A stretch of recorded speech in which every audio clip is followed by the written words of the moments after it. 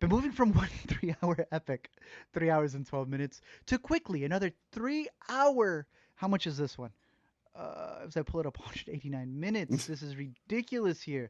But yet again, another epic coming out at the end of the year, looking back at the history of movies, talking about movies just in general. At 3 hours and 8 minutes, Damien Chazelle has another hit, or maybe not. People have been conflicted. Zach, I don't think you've had a bad Damien Chazelle experience at the movie theater. Not yet. And Babylon is among them. Not yet. Talk a little bit about Babylon. I know this one, we have some embargoes that are left up. We're allowed to talk about our Right. social stuff. Yeah. Um, Well, I can what'd you think? share my social reaction, which was that Damien Chazelle decided to make a film about a point in history when new film technologies that caused permanent changes to the medium deterred great artists from doing their best work. At a point in history when new film technologies causing permanent changes to the medium deterred great artists from doing their best work. I mean, this is, I think he's having the Martin Scorsese, Jim Cameron, Kevin Feige argument in the context of this movie and set against Yes. the backdrop of the silent film era, which is kind of awesome.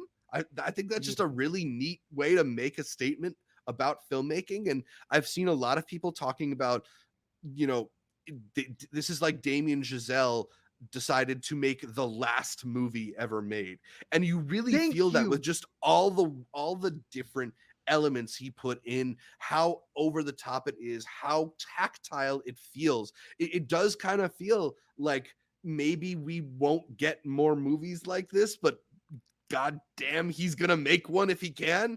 um it's an electric movie. I don't know if all of it works. I don't even know if a lot of it works, but the energy is undeniable. And when you are kind of swept up in it, it feels magic.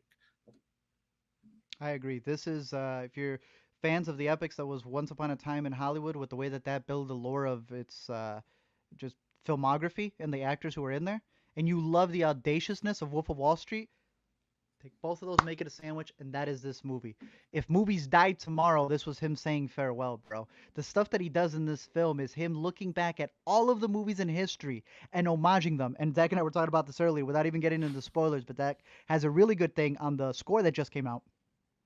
The man is homaging all of the best in cinema, and he said if some of my movies were also the best in cinema, then I will homage myself.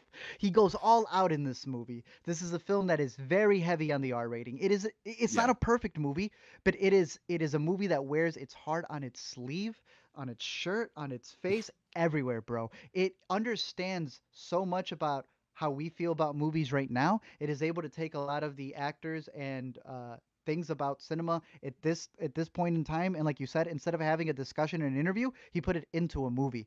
uh I hate the phrase "it's a whole lot of movie." I've heard some highly professional critics say that out of movies where I'm like, it's like two movies, bro. This is the only time I will accept that criticism. Yeah. This is a whole lot of movie because it literally is every movie put into one movie.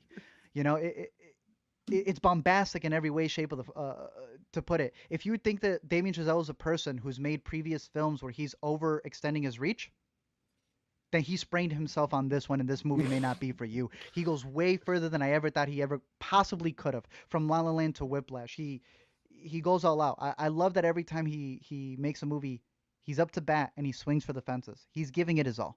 There are elements in this that remind me of some classic movies that I love, like Living in Oblivion, about the concept of making movies, and yet he still finds a way to show you like how difficult it may be to shoot this movie and still have that love for it.